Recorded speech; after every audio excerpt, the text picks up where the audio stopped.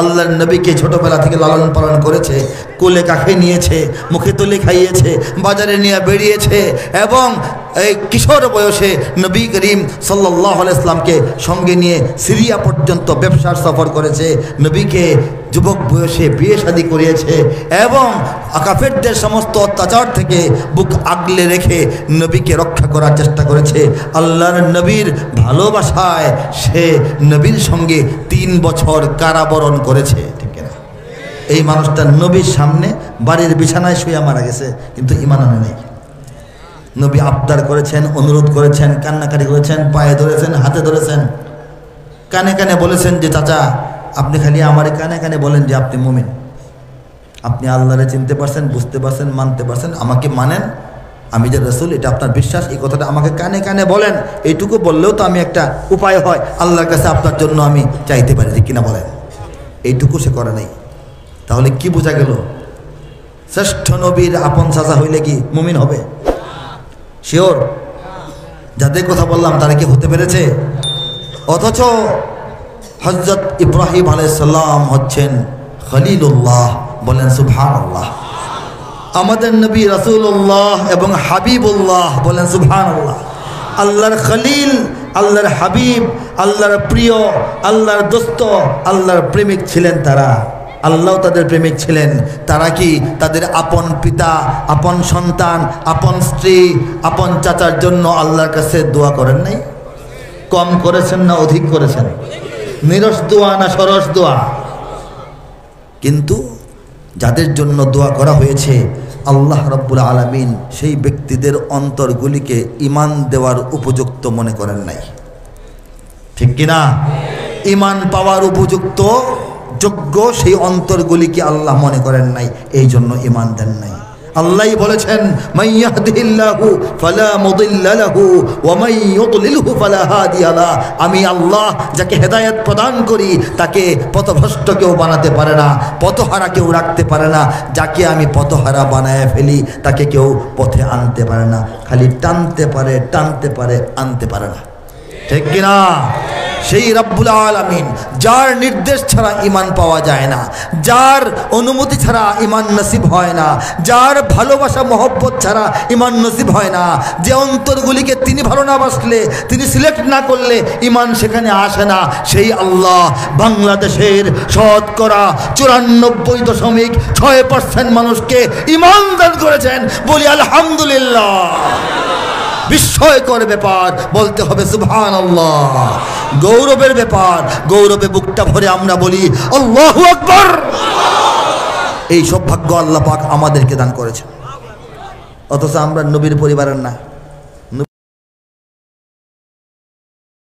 গোষ্ঠীরও না, এলাকারও না, ঠিক কিনা বলেন?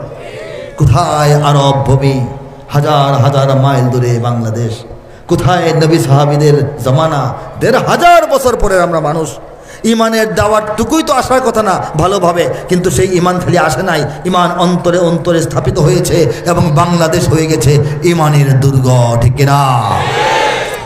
এদেশে আল্লাহু আকবারের সুরে সূর্য ওঠে, এদেশে আল্লাহু আকবারের সুরে সূর্য ডোবে, এদেশে আল্লাহু আকবারের সুরে সূর্য ওঠে, এদেশে আল্লাহু আকবারের সুরে সূর্য ডোবে। এদেশের মাল্লা মাঝি কিষান মজুর সবার ঠোঁটে শোনো রে লা ইলাহা ইল্লাল্লাহর জিকির ওঠে। এদেশের মাল্লা মাঝি কিষান মজুর সবার ঠোঁটে শোনো রে লা ইলাহা ইল্লাল্লাহর জিকির ওঠে। ইমানের তপ্ত আগুন জ্বলছে সবার বুকে বুকে, ইমানের তপ্ত আগুন জ্বলছে সবার বুকে বুকে, সে আগুন দেশ হতে দেশ দেশান্তরেও জ্বলতে হবে। এদেশে আল্লাহু আকবারের সুরে সূর্য ওঠে, এদেশে আল্লাহু আকবারের সুরে সূর্য ডোবে। এই বাংলাদেশে প্রতিদিন সূর্য উদিত হয় ফজরের আজানের ধ্বনিতে, ঠিক কিনা জোরে বলেন?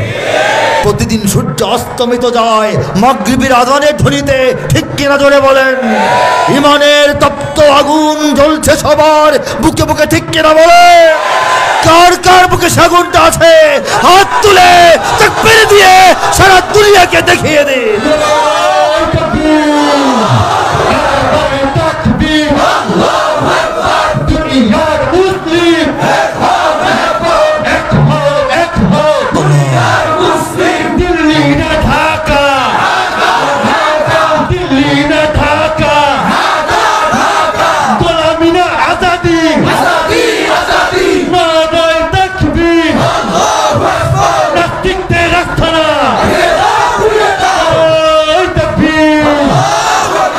ইমানের তপ্ত আগুন জ্বলছে সবার বুকে বুকে, কথাটা সত্য কিনা বলেন?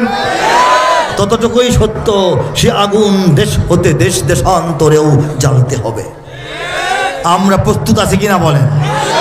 বাংলাদেশের মানুষেরা ইমানের নূর, ইমানের জ্যোতি, ইমানের পাওয়ার, ইমানের আলো নিয়ে বাংলাদেশে ঘুমিয়ে থাকবে না, সারা দুনিয়ায় ইমানের দাওয়াত ছড়িয়ে দেবে, ঠিক কিনা বলেন? এই যে আমাদের প্রত্যয়, এই যে আমাদের অঙ্গীকার, এই যে আমাদের হুঙ্কার, এর সামনেই আজকে আতঙ্কিত হয়ে দিল্লি থরথর করে কাঁপছে, ওয়াশিংটন থরথর করে কাঁপছে, বেইজিং থরথর করে কাঁপছে, তেল আবিব থরথর করে কাঁপছে, ঠিক কিনা বলেন? কাঁপছে বলেই এত নজর রাখছে। আমরা আমাদেরকে চিনি না, অথচ তারা আমাদেরকে ভালো করে চেনে। আমরা স্লোগান দেই ইসলামের শত্রুরা হুঁশিয়ার সাবধান, ওরা যথেষ্ট হুঁশিয়ার সাবধান আগে থেকে হয়ে আছে, আমরা এখনো হতে পারি নাই, ঠিক কিনা বলেন?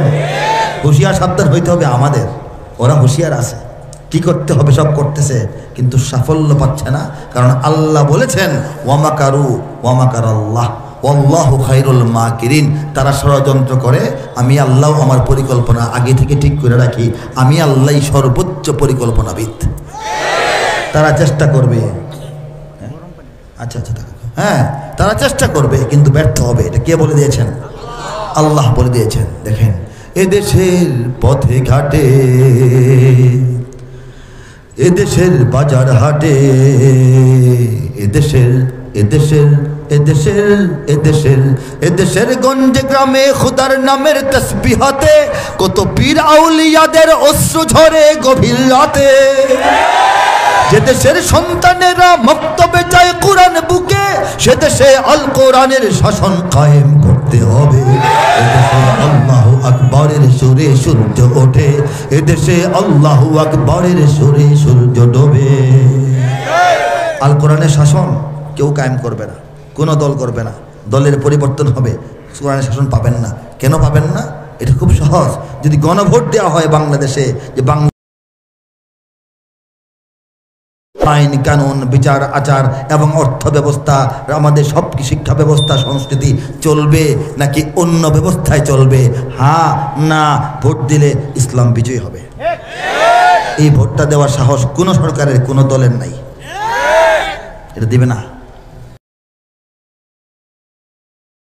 চেয়েছে তাই ইসলাম আমরা কায়েম করেছি, বলা সহজ, বাংলাদেশে সহজ, বাংলাদেশে ব্যাপারটা করলেই করা যায় সহজ, কিন্তু করবে না, হবে না।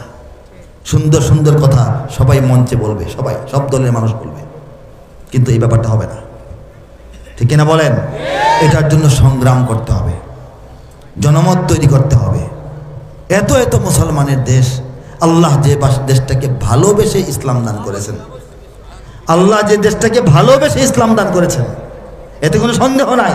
তা না হলে ভারতবর্ষ মুসলমানরা শাসন করেছেন শত শত বছর, 500 বছর তো বাবরের সম্রাট বাবরের বংশধররাই করেছে। আগেও তো অন্য এই শের শাশুড়ি শের খান নাম ধারণ করে আসছে, এর আগে পরে অনেক মুসলমানরা শাসন করেছেন, তুর্কিরা করেছে, আমাদের এই মঙ্গলরা করেছে। কিন্তু এত দিনের শাসনে ভারতে তো হিন্দু ভাইদের চাইতে মুসলমান ভাইদের সংখ্যা বেশি হয় নাই, হয়েছে? শাসন করলেই মুমিনের সংখ্যা বাড়ে না, আল্লাহ চাইলে বাড়ে। সেই ভারত থেকে আমরা কি কোটি মাইল দূরে? অন্য মহাদেশে চাঁদে বসবাস করি, দুনিয়াতে আসি, ভারতের একটা বেষ্টনীর ঘেরাওয়ের ভিতরে এই বাংলাদেশ। অথচ এই বাংলাদেশটাকে আল্লাহ পাক ভালোবেসেছেন বলেই ইমানের জমিন বানিয়েছেন। গোপনে গোপনে আড়ালে আড়ালে এই জায়গাটাকে ইসলামের দুর্গ এবং আমাদেরকে ইসলামের সৈনিক রূপে আল্লাহ গড়ে তুলতেছেন। সেই দায়িত্ব পালন করতে রাজি আছি না? আছে কিনা? এদেশের জলে স্থলে, এদেশের ফুল ফসলে, এদেশের এদেশের এদেশের এদেশের এদেশের সবুজ মাটি সবুজ ঘাসে সবুজ বনে, মদিনার সবুজ মিনার ঝলসে ওঠে দুই নয়নে। এদেশের শিকড় তো নয় দিল্লিতে বা ওয়াশিংটনে, এদেশের শিকড় তো নয় দিল্লিতে বা ওয়াশিংটনে, এদেশের শিকড় জানি ছড়িয়ে আছে দূর আরবে। এদেশে আল্লাহু আকবারের সুরে সূর্য ওঠে, এদেশে আল্লাহু আকবারের সুরে সূর্য ডোবে, এদেশে আল্লাহু আকবারের সুরে সূর্য ওঠে, এদেশে আল্লাহু আকবারের সুরে সূর্য ডোবে। এদেশের শিকড় দিল্লিতে নয়, ঠিক কিনা বলেন? দিল্লিতে যে নয়, এই বাংলাদেশে যে দিল্লির ভাত নাই, এই কথাটা দিল্লিকে আমরা মোটামুটি বোঝাতে পেরেছি। দিল্লি পিছু হটেছে, সেই জায়গায় ওয়াশিংটন প্রবেশ করার চেষ্টা করছে, ঠিক কিনা? তারা বাংলাদেশে গোটা রাজনীতিকে তাদের ইচ্ছা মতো চালানোর চেষ্টা করতেছে। চক্রান্ত একের পর আরেকটা আসে, আমাদের সজাগ থাকতে হবে, ঠিক কিনা? বাংলাদেশের রাজনীতিকে গুছিয়ে দেওয়ার জন্যে, বাংলাদেশের অর্থনীতির চাকাকে চালু করার জন্যে, বাংলাদেশের এই বিজ্ঞান প্রযুক্তিকে সহায়তা করার জন্যে পৃথিবীর যে কোনো বড় বড় দেশ শক্তি আসতে পারে, কোনো সমস্যা নাই, বন্ধু পরিমাণ আসবে, প্রভু হতে দেওয়া হবে না, ঠিক কিনা? প্রভুত্বের চেষ্টা যদি আরও কেউ আবারও চালায়, গোপনে হোক প্রকাশে হোক, ক্ষমতায় পুতুলের মতো কোনো খাদেম বসায় হোক, কোনো দালাল বসি হোক, আমরা কি প্রতিহত করার জন্য তৈরি আছি না? লিল্লাহি তাকবীর, লিল্লাহি তাকবীর।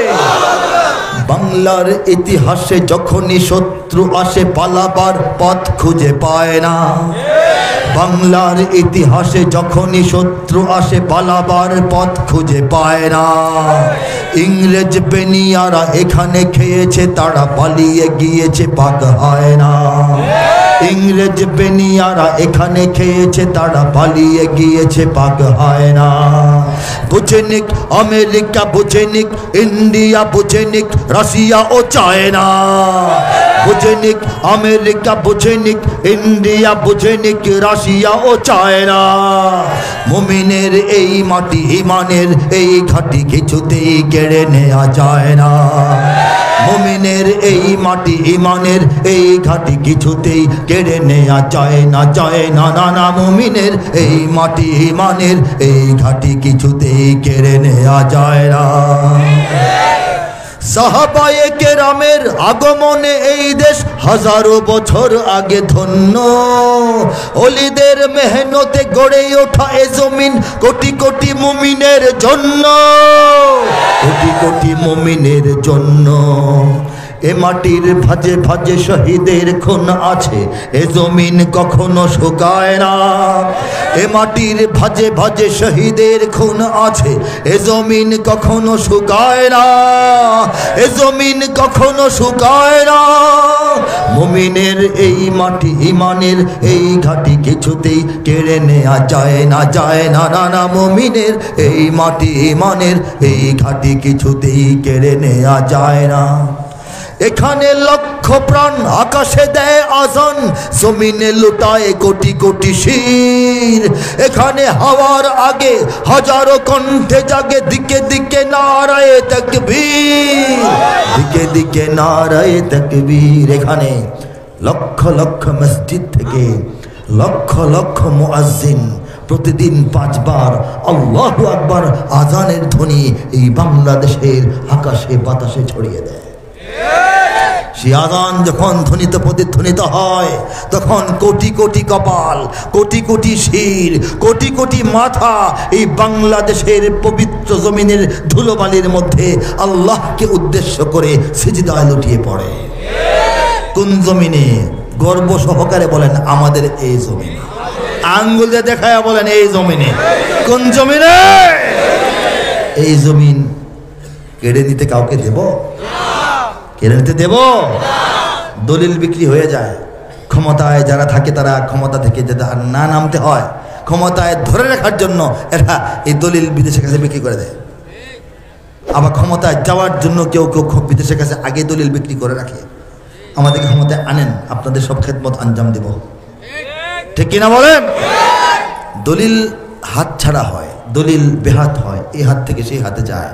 কিন্তু আমাদের সাফ কথা, দলিল কার কাছে, কার বাড়িতে, কার হাতে, এগুলি খোঁজখবর নেওয়া আমাদের জরুরি নয়। আমরা ইনশাআল্লাহ জীবন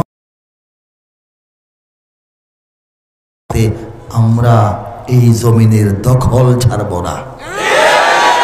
এখানে গ্রাম শহরে প্রস্তুত ঘরে ঘরে, কারা বলবো? এখানে গ্রাম শহরে প্রস্তুত ঘরে ঘরে, আল্লাহর সেনারা ঘুমায় না। এখানে গ্রাম শহরে প্রস্তুত ঘরে ঘরে, আল্লাহর সেনারা ঘুমায় না, আল্লাহর সেনারা ঘুমায় না। আমরা ঘুমায় থাকি? সজাগ আছি না ভাই? মুমিনের এই মাটি, ইমানের এই ঘাটি কিছুতেই কেড়ে নেওয়া যায় না। বুঝেনিক আমেরিকা, বুঝেনিক ইন্ডিয়া, বুঝেনিক রাশিয়া ও চায়না। মুমিনের এই মাটি, ইমানের এই ঘাটি কিছুতেই কেড়ে নেওয়া যায় না, যায় না, না না। মুমিনের এই মাটি, ইমানের এই ঘাটি কিছুতেই কেড়ে নেওয়া যায় না। কথা সত্য কিনা? এটাই বাস্তবতা। আমরা আমাদেরকে চিনি না। একটা বাঘের বাচ্চা ছোটবেলা জঙ্গল থেকে বের হয়ে পথ হারিয়ে চলে গেছে লোকালয়ে একটা গ্রামের ভেতরে। গ্রামবাসী বাচ্চা বাঘ আদর করে রেখেছে, এক বাড়িতে রেখেছে। বকরির দুধ খেয়ে সে বড় হচ্ছে। একটু বড় হওয়ার পর, কিছু বুঝ জ্ঞান হওয়ার পর পুকুরে পানি খেতে গিয়ে একদিন খেয়াল করলো, লক্ষ্য করলো তার চেহারা তার ভাই বোনদের সাথে মিলে না। মেলা কথা? বকরির বাচ্চাদের সঙ্গে তার চেহারা মিলবে? সে চিন্তিত হলো, বিষয়টা কি? আমি তাহলে কে? আমি তো এই বাড়ির না, এই বংশের না, আমি তাহলে কে? খোঁজ খবর নিয়ে যখন সে জানলো সে বাঘ। সে কি?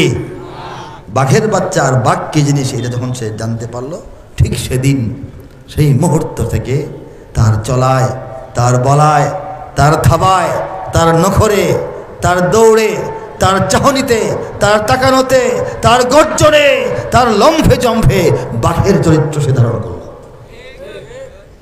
হে বাংলাদেশের মুসলমানগণ, আমরা যতদিন না বুঝবো আমরা কারা, ততদিন আমাদেরকে ভুলিয়ে ভালিয়ে বকরির বাচ্চাদের সঙ্গে রাখা হবে। মনে করানো হবে যে আমরাও বকরি, অথচ আমরা কারা? ও হামজা আসাদুল্লাহি ওয়া আসাদু রাসূলিহি। হামজার কথা বলা হয়েছে আল্লাহ এবং তার রাসূলের বাঘ। বলেন সুবহানাল্লাহ। আল্লাহ এবং তার রাসূলের সিংহ হচ্ছেন আমির হামজা, তারই তো আমরা উত্তরসূরি। ঠিক কিনা বলেন? খলিফা ওমর ফারুকের আমরা উত্তরসূরি, আমরা খালিদ বিন ওয়ালিদের উত্তরসূরি। ঠিক কিনা বলেন? সেই উত্তরসূরি আমরা কাদের? এটা আমাদের সন্তানদেরকে ভুলিয়ে রাখার জন্য বকরি বাচ্চা বানা রাখা হয়। অনলাইন দিয়ে, ইন্টারনেট দিয়ে, ফ্রি দিয়ে, মোবাইল দিয়ে, পড়াশোনা মোবাইলের ভিতর ঢুকাইয়া দিয়া আত্মপরিচয় ভুলিয়ে রাখা হয়। ঠিক কিনা? সেই আত্মপরিচয় আমাদের বুঝতে হবে, জানতে হবে, জিন্দা করতে হবে। প্রজন্ম থেকে প্রজন্মান্তরে আত্মপরিচয় বিলিয়ে দিতে হবে, ছড়িয়ে দিতে হবে। ঠিক কিনা বলেন? তাহলে আল্লাহ এদেশে ইসলামকে তার জায়গায় কায়েম রাখবেন। রব্বুল আলামিন এতই ভালোবাসেন আমাদেরকে। বাংলাদেশের বুকে পৃথিবীতে 200 কোটি মুসলমান, এর 10 ভাগের 1 ভাগ হচ্ছে 20 কোটি। 20 কোটি মুসলমানই আল্লাহ পাক বাংলাদেশে দান করছেন। বর্তমান বিশ্বে 20 কোটি মুসলমান বাংলাদেশে। নতুন করে হিসাব করেন, বের হবে। হ্যাঁ, জনশুমারি হয়েছিল, আদমশুমারি আগে হইতো, আবারও আদমশুমারি হবে। দেখবেন 20 কোটি মুসলমান বাংলাদেশে পাওয়া যাবে। ঠিক কিনা বলেন? দুনিয়া থেকে মাত্র 10টা মুসলিম দেশ, 57টা মুসলিম দেশ ওআইসি ভুক্ত হয়ে আছে, সমিতি কমিটি পরিষদের মতো একসঙ্গে আছে। এর বাইরেও মুসলিম দেশ আছে, অমুসলিম দেশেও তো অনেক মুসলিম আছে। সেই হিসাবে বাংলাদেশে তো আরও অনেক কম, ভাগে কম পড়ার কথা।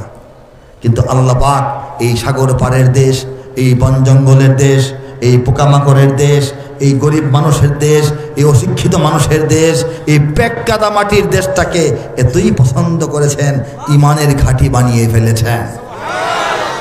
আমাদেরকে শুধু মুসলিম উম্মার, সারা বিশ্বের মুসলমানদের খেদমতে শুধু না, নেতৃত্বেও আল্লাহ পাক ব্যবহার করছেন। পৃথিবীতে 100, 150, 200 দেশের মধ্যে কোরআনের হিফজের প্রতিযোগিতায় বাংলাদেশের সন্তানরা 1 নম্বর হয়। কে বানান? কার দান? কোরআন যেখানে নাজিল হয়েছে, কোরআন যেখানে সবচেয়ে সুন্দরভাবে পাঠ করা হয়েছে, কোরআন যেখানে এতকাল হেফাজত হয়ে এসছে, সেখানে নয়। আল্লাহ পাক এই আল্লাহর মহব্বতের বাংলার মাটি থেকে কোরআনের হেফাজতকারীকে 1 নম্বর বানান।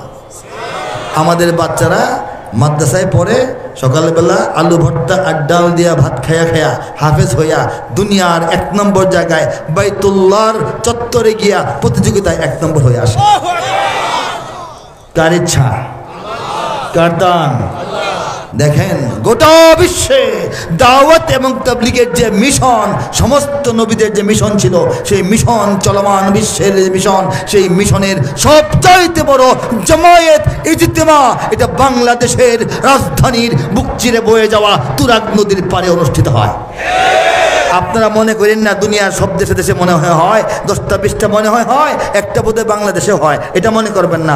একমাত্র বাংলাদেশে সবচেয়ে বড় বিশ্ব ইজতিমা হয়। বলেন সুবহানাল্লাহ। আরবের মাটিতে হয় না, জর্দানে হয় না, কুয়েতে হয় না, কাতারে হয় না, বাহরাইনে হয় না, সৌদি আরবে হয় না, আরব আমিরাতে হয় না, কোথাও হয় না, বাংলার জমিনে হয়। ঠিক কিনা বলেন? এরপর দেখেন এত এত মাহফিল পৃথিবীর অন্য কোন জমিনে নাই।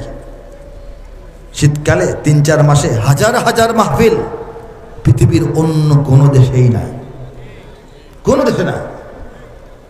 কে দান করছেন? কে দান করেছেন? কাবা ঘর যে গিলাফ দিয়ে ঢেকে রাখা হয়, সেই কালো গিলাফের গায়ে সোনালী হরফে যে আল্লাহর কালামের কিছু অংশ লিখে রাখা হয়, সেই সোনালী কাজটা তো পরে করা হয়। প্রথম যিনি আর্ট করেন, যিনি ক্যালিগ্রাফিটা করেন, যিনি ডিজাইনটা ওঠান, যিনি এঁকে দেন, সেই মানুষটা হচ্ছেন বাংলাদেশের চট্টগ্রামের মৌলানা মুখতার আহমদ নামে আমাদের এক দিনী ভাই। আমাদের সবার জানাও নাই, আমাদের সবার জানাও নাই। অথচ কাবার গিলাফের নকশা কার করা? বাংলাদেশের এক গরিব মায়ের ছেলের করা। বলেন সুবহানাল্লাহ। এই দেশে ইসলাম থাকবে কি অন্য কিছু থাকবে? যদি থাকে তাহলে কি থাকবে?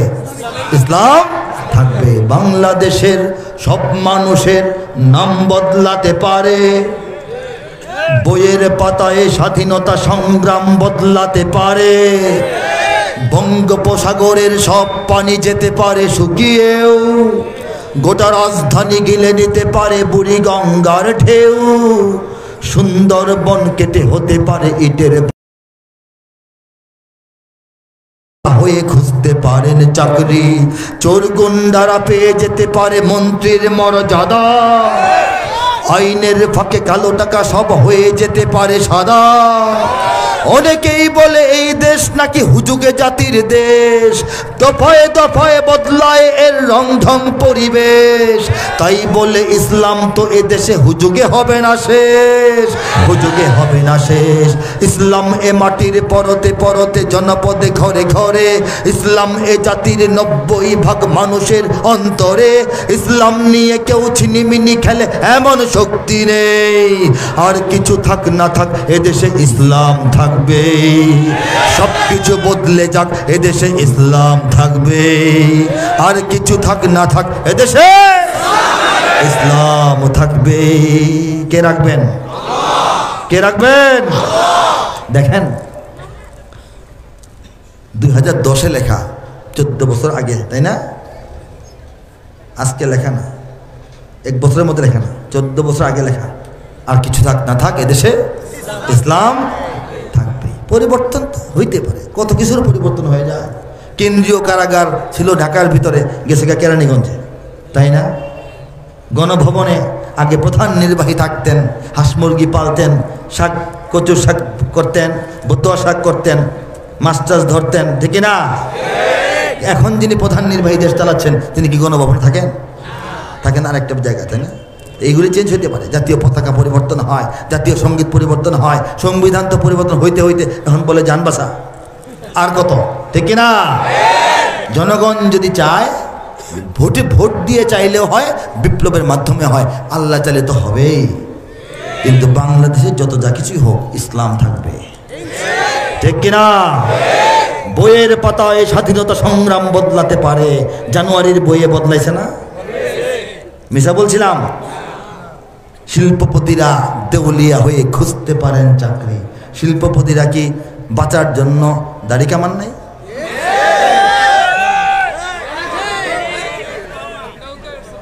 হাসেন কেন? আপনারা বলেন, একটা মাসআলা জিজ্ঞেস করি, দাড়ি রাখা কি জান বাঁচানো কি?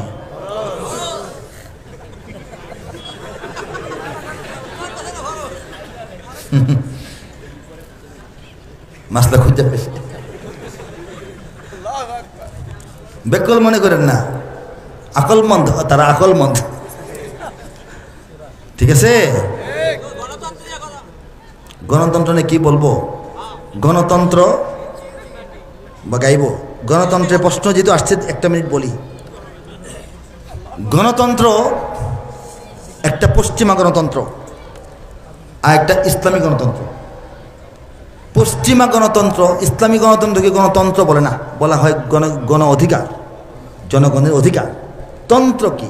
আইন, কানুন, ইজম, মতবাদ। এটা জনগণ বললেই হবে কেন? বাংলাদেশের সব জনগণ চাইছে যে মদ খাওয়া হালাল হোক, এটা কি হালাল হয়ে যাবে? তাহলে জনগণ বললেই হইতে হবে, এটা তো ইসলামের কথা না। হ্যাঁ, আপনার 10 জন সন্তান সবাই মিলে বলছে আব্বা বাড়ি বেচা দেই, কি করবো? বাড়ি বেচা বাণিজ্য মেলা গিয়ে কেনাকাটা করবো, আপনি দিবেন? পাস তো ওরা করছে, আপনি তো একলা, ভোট তো 10টা ওদিকে। ভোট বেশি হইলে কি সিদ্ধান্ত সঠিক? খারাপ মানুষের এলাকায় খারাপের পক্ষে ভোট দিবে, চোরেরা চুরির পক্ষে ভোট দিবে, ঠিক কিনা? গণতন্ত্রে মানুষের মাথার গণনা করা হয়। কি করা হয়? মানুষের মাথা গণে, 10টা না 12টা, 40টা, 41টা, কোন দিকে বেশি, ঠিক কিনা? ইসলাম মানুষের মাথার ওজন করে। পার্থক্যটা বুঝাইতে পারছি? গণতন্ত্রে মানুষের কয়শ, আর দুধ, ঘি, মধু যেভাবে মাপা হয় ওজন করে, ইসলাম এইভাবে মানুষের মাথাকে ওজন করে। 1 কোটি মানুষের মাথা, তাদের যে ওজন হইতে পারে 10টা মানুষের মাথা, হইতে পারে না? আলেম, ওলামা, শিক্ষক, অধ্যাপক, জ্ঞানী, গুণী, চিন্তক, ভালো বুদ্ধিজীবী, এরকম যদি 10 জন আমারে ভোট দেয়, আর কিছু চোর বাটপার আপনারে ভোট দেয় 11 জন, আপনি পাস করবেন না? এটা কি ভালো হয়েছে দেশের জন্য? গণতন্ত্র তো এটাই করে। এতগুলি ভালো মানুষের ভোটের দাম নাই, আর 11টা ভোটের দাম কেন? এর মধ্যে 2-4 জন এমনি বাটপার চোর ভোট দিছে চুরির সুবিধার্থে, কিছু আছে মূর্খ বোকা মানুষ, সরল মানুষ, একটা কাপড় দিলেই ভোট দেওয়া দেয়, একটা লুঙ্গি দিলেই ভোট দেওয়া দেয়, একটা বিড়ি খাওয়াইলেই ভোট দেওয়া দেয়, এক কাপ চা খাওয়াইলে ভোট দেওয়া দেয়, লোক আছে না? এই ব্যক্তিগুলি কি দেশের ভালো মন্দ চিন্তা করে ভোট দিছে? আর যিনি চিন্তা করে বাংলাদেশটা কোথায়, চারদিকে কোন কোন দেশ, এই দেশের অবস্থা কি, এই দেশের ব্যবস্থা কি, অর্থ ব্যবস্থা কি হইলে ভালো হবে, রাজনীতি কোন পথে চললে ভালো হবে, আন্তর্জাতিক দুনিয়ার হাতে বাংলাদেশ কিভাবে চলবে, এই কাজটা কে পারবে, তাকে তিনি ভোটটা দিচ্ছেন। আর একজন এটা বিড়ি খায় ভোটটা দিচ্ছে। সমান হতে পারে? সমান হতে পারে?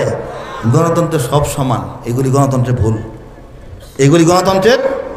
যে কেউ প্রার্থী হতে পারে, হাজার হাজার মামলা খাওয়া লোক, খারাপ লোক প্রার্থী হয়ে যাবে। যে কোনো ব্যক্তি প্রার্থী হয়ে যাওয়াও কিন্তু একটা দেশের জন্য কল্যাণকর না, ঠিক কিনা বলেন? এটাও গণতন্ত্রের ভুল, ঠিক কিনা? আরেকটা বিষয় বলি, ধরেন 4 জন প্রার্থী একটা এলাকায়, একজন আলেমে দ্বীন, একজন বিশ্ববিদ্যালয়ের শিক্ষক, একজন প্রকৌশলী, আরেকজন মন্দ লোক থাকতে পারে না? প্রার্থী তো সবাই হইতে পারে, লুটেরা, চাঁদাবাজ লোক হইতে পারে না? এই 4 জন লোক দাঁড়াইলো, একজন খারাপ, 3 জনে কিন্তু ভালো। 3 জনে কি? বিভিন্ন পেশার, কিন্তু 3 জনে কি? ভদ্রলোক, সৎলোক। 100 ভোট। ইঞ্জিনিয়ার সাহেব পাইলেন 25 ভোট, অধ্যাপক সাহেব পাইলেন 25 ভোট, মৌলানা সাহেব পাইলেন 24 ভোট। ধরেন একটা কম পাইলেন, আর মন্দ লোকটা পাইল 26 ভোট। কে পাস করছে? কে বেশি পাইছে? 25, 25, 24, সে পাইছে 26। কে পাস করছে? 5 বছরের জন্য ক্ষমতায় কে গেছে? মন্দ লোক। মন্দ লোক ভোট পাইছে কয়টা? পাইছে না কয়টা? সে পায় নাই কয়টা ভোট? হিসাব করেন তো। 74টা ভোট সে পায় নাই। একটা এলাকার ৭৪ জন লোক তাকে পছন্দ করে নাই, ২৬টা ভোট পাইয়া সে 5 বছরের জন্য আপনার উপরে লাঠি ঘোরাবে। এগুলি গণতন্ত্রের ভুল। ব্যাখ্যা করলে আরো লম্বা, সেই ব্যাখ্যায় যাব না, ঠিক কিনা? ইসলাম কি জিনিস সেটা ব্যাখ্যা করবেন অন্য বক্তারা অন্যদিন করবেন, সেদিকে গেলাম না। কোন সঙ্গীত শুনতে চাচ্ছিলেন বলেন? ইঞ্চি ইঞ্চি মাটি সোনার চাইতে খাটি, নগদ রক্ত দিয়ে কেনা, শত্রু বাহানাদার একটি কণাও তার কেড়ে নিতে কেউ পারবে না। রঙের তুলিতে আঁকা সবুজের ছায়া ঢাকা, সুজলা সুফলা পরিপাটি, লক্ষ শহীদ গাজী রেখেছে জীবন বাজি, করেছে স্বাধীন এই মাটি। বাংলাদেশ আমার, তোমার বাংলাদেশ সবার প্রাণ, ধন্য ধন্য আমি সবার চাইতে দামি বাংলা মাটির সন্তান। বাংলাদেশ আমার বাংলাদেশ, তোমার বাংলাদেশ খোদার দান, সোনার জন্মভূমি তোমার জন্যে আমি জীবন দিয়েছি কোরবান। তৈরি আছে কিনা আমরা? চারিদিকে দুশ্মন, ভেঙো না মন, সাহস জমিয়ে রাখো বুকে, ইমান জিন্দা করে জিহাদের হুঙ্কারে পরাজিত করো শত্রুকে। চারিদিকে গাদ্দার ভিনদেশি তাবেদার, সজাগ দৃষ্টি রাখো সবে, সকল মির্জাফর বিদেশি গোলাম চর রুখতে তাদের আজ হবে।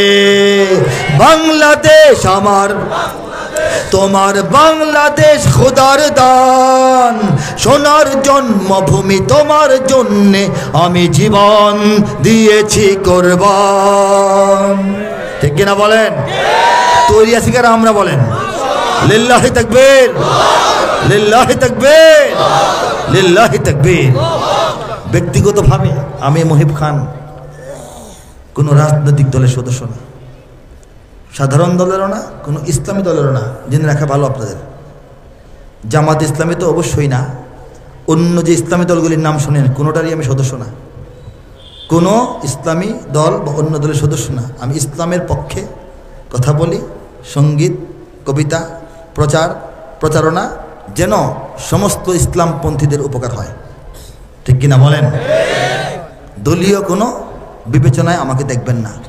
আমাকে বাংলাদেশের ইসলামী বড় বড় দলগুলির যারা নেতা ছিলেন, শেখুল হাদিস আল্লামা আজিজুল হক রহমতুল্লাহি আলাইহি বৃদ্ধ ছিলেন তখন, আমি একান্ত তরুণ, 2001-2-3 সময়টা।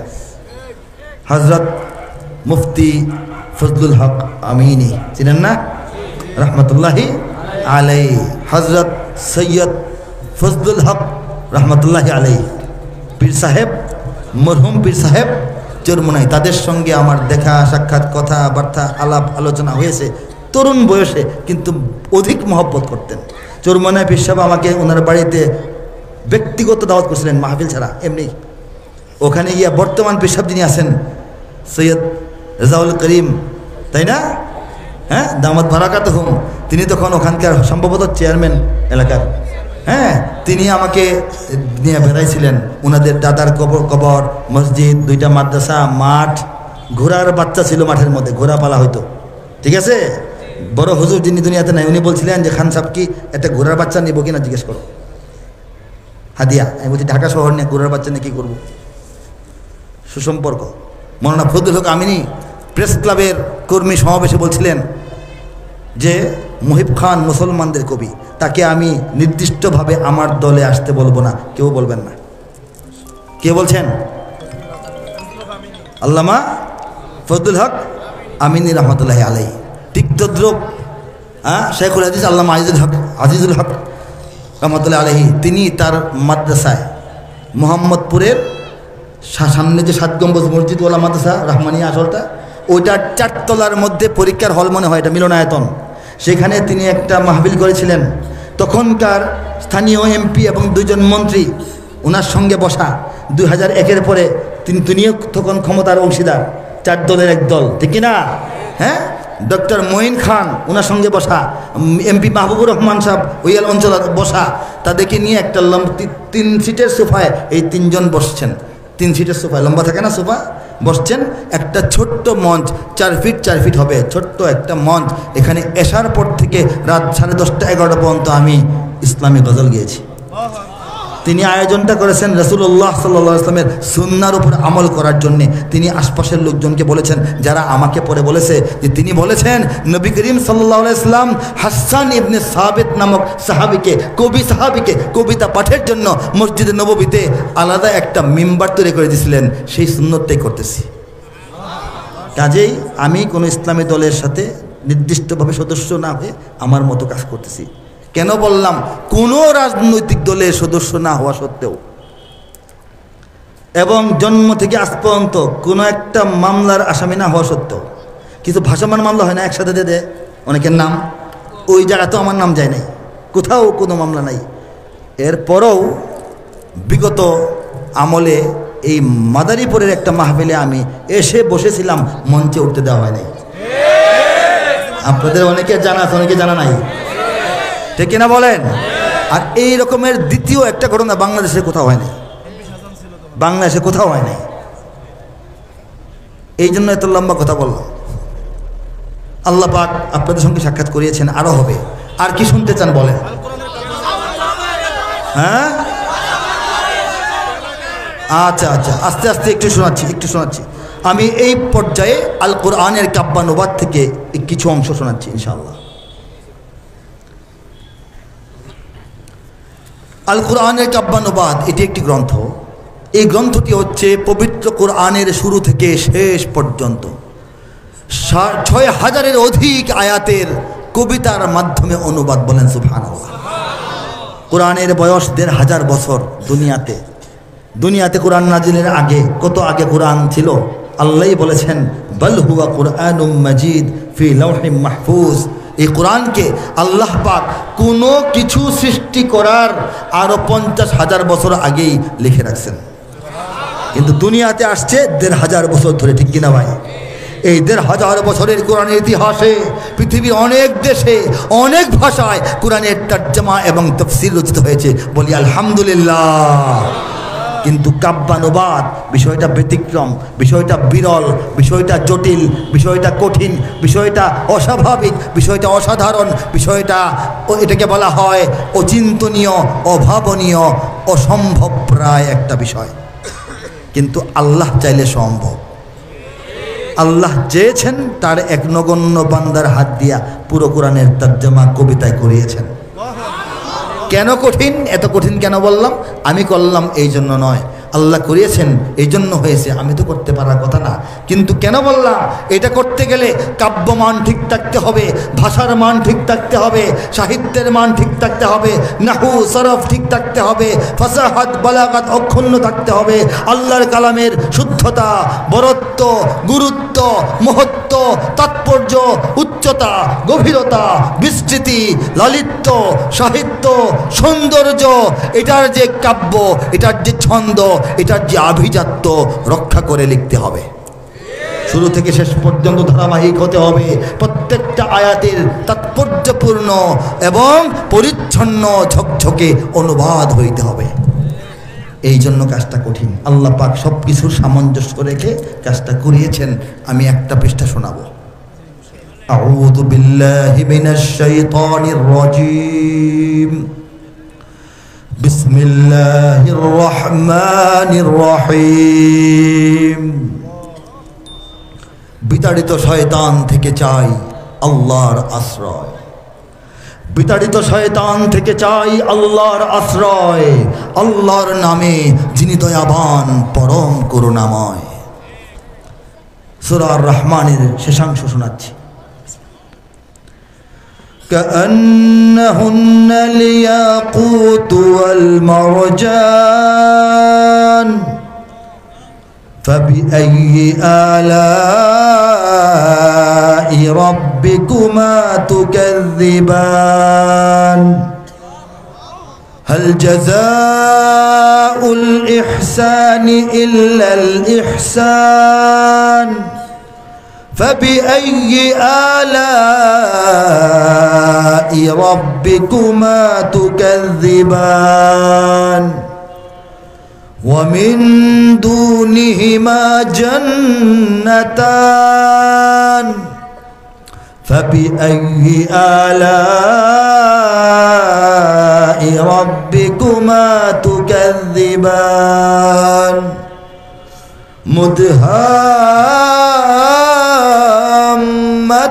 مدهامتان فبأي آلاء ربكما تكذبان তেলাওয়াত দীর্ঘায়িত করছি না, তরজমায় যাচ্ছি। ইয়াকুত ওয়াল মারজান অর্থ হচ্ছে পদ্মরাগ এবং প্রবাল।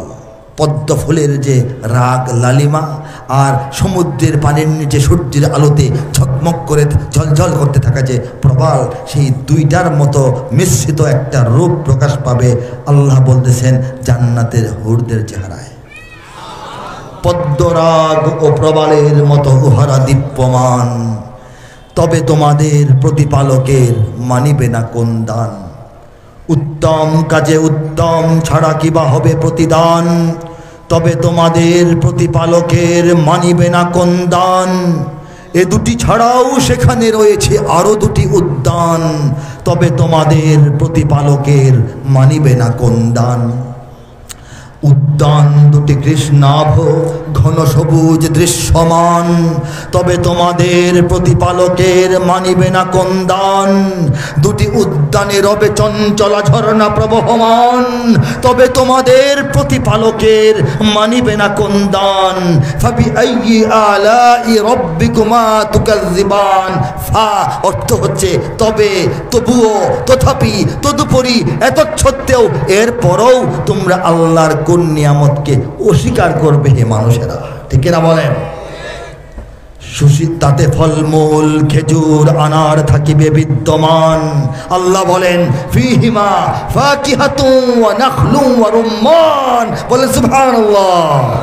তাতে ফলমূল খেজুর আনার থাকিবে বিদ্যমান, তবে তোমাদের প্রতিপালকের মানিবে না কোন দান। সুশীলা রূপসী রমণী কুলের সেখানে অবস্থান, তবে তোমাদের প্রতিপালকের মানিবে না কোন দান। আর সে হুরেরা স্বর্গ তাবতে রবে অপেক্ষমান, তবে তোমাদের প্রতিপালকের মানিবে না কোন দান। তাহাদের আগে না ছুঁয়েছে জিন, না ছুঁয়েছে ইনসান। আল্লাহ বলেন লাম ইয়াতমিসহুন্না ইনসুন ক্বাবলাহুম ওয়ালা জান। আল্লাহ বলতেছেন যে হে জান্নাতবাসী মুমিনেরা, তোমরা স্পর্শ করার আগে তোমাদের জন্য যে হুরদেরকে রাখা হয়েছে তাদেরকে কোনো মানুষ বা জিন স্পর্শ করে নাই। বলে সুবহানাল্লাহ। সবুজ ও সুন্দর গালিচায় বসিবে দিয়ে হেলান, তবে তোমাদের প্রতিপালকের মানিবে না কোন দান। সর্বশেষ আয়াত তাবারাকাসমু রাব্বিকা যিল জালালি ওয়াল ইকরাম। আল্লাহর দয়ায়, আল্লাহর মায়ায়, আল্লাহর কৃপায়, আল্লাহর ইশারায়, আল্লাহর ফয়সালায়, আল্লাহর তাকওয়িনী ব্যবস্থাপনায়, আল্লাহর কুদরতি অর্ডারে, আল্লাহর সাহায্যে যে তরজমাটা হয়েছে সেটা হচ্ছে কত সুমহান হে নবী তোমার রবের নামের শান। কত সুমহান হে নবী তোমার রবের নামের শান। মহান অনুভব গৌরবময় তিনি মহামহিয়ান। এই ভাষায়, এই তালে, এই মিলে, এই কাব্যে, এই ধাঁচে, এই রকমে, এই ডিজাইনে, এই প্যাটার্নে, এই রকমে আল্লাহ পাক পূর্ণ কোরআনের শুরু থেকে শেষ পর্যন্ত ৬,০০০-এর অধিক আয়াত, ছোট আয়াত, বড় আয়াত, লম্বা আয়াত, খাটো আয়াত, সরল সহজ জটিল কঠিন সমস্ত আয়াতের তর্জমা পানির মতো সুন্দর কবিতায় যেভাবে শোনাইলাম এভাবে করিয়ে শেষ করাইছেন মাত্র ২৪০ দিনের মেহনতে। নিঃসন্দেহে কার দান? কার দান? আলহামদুলিল্লাহ। আবার বলি আলহামদুলিল্লাহ।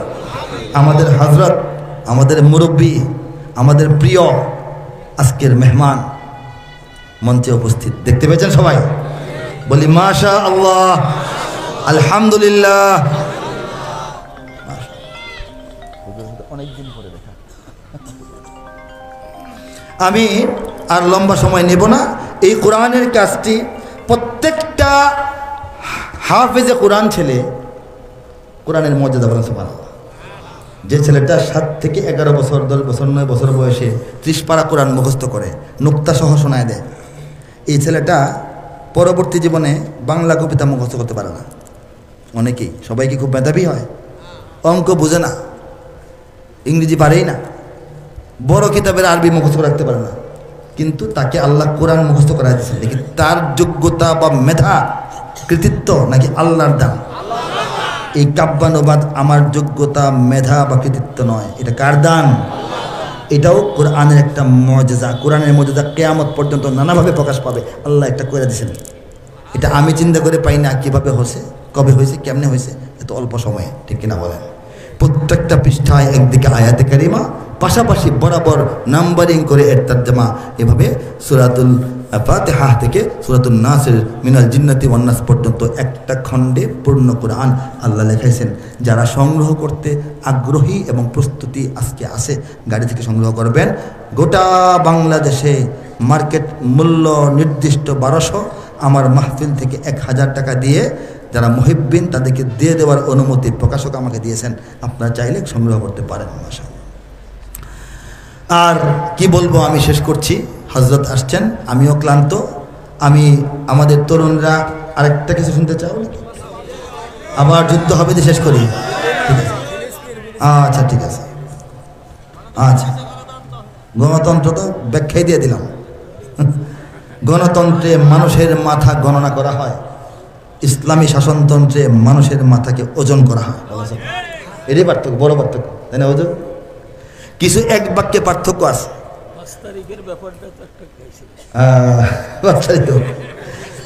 দেখেন, অর্থনীতির কথা বলি একটু। সাধারণ চলমান অর্থনীতিতে আর আমাদের ইসলামী অর্থনীতি পার্থক্য। নৌকা পানি ছাড়া চলে, জীবনটা টাকা পয়সা ছাড়া চলে, সম্পদ ছাড়া চলে। তো পানি ছাড়া যে নৌকাটা অচল, এই পানিটার নৌকার উপরে এসে গেলে কি হয়? খুশি সবাই, ভালো হয়। সম্পদ ছাড়া যে জীবনটা অচল, এই সম্পদটা জীবনের উপরে এসে গেলে কি হবে? কি হবে? এটা ছাড়া চলে না, কিন্তু জীবনটা থাকবে উপরে, সম্পদ থাকবে নিচে। জীবনের উপরে সম্পদ উঠে গেলে কি হবে? ঠিক কিনা? ইসলামী অর্থনীতি আর সাধারণ অর্থনীতির পার্থক্য এটা। ইসলামী অর্থ ব্যবস্থা, সাধারণ অর্থ ব্যবস্থা, এই বিষয়ে বয়ান করলে আলাদা বয়ান, অন্যদিন হবে। ইসলামী আইন নিয়ে বয়ান করলে আলাদা বয়ান, ইসলামী পররাষ্ট্রনীতি বললে আলাদা বয়ান, ইসলামের যুদ্ধনীতি বললে আলাদা বয়ান, ইসলামী রাজনীতির ব্যাখ্যা দিলে আলাদা বয়ান, গণতন্ত্রের অসারতা বললে আলাদা বয়ান। এগুলি অন্য সময় হবে। আজকের মতো বয়ান হয়েছে, আরও বারবার আসবো, আশেপাশে আসবো, এই ময়দানে আসবো ইনশাআল্লাহ।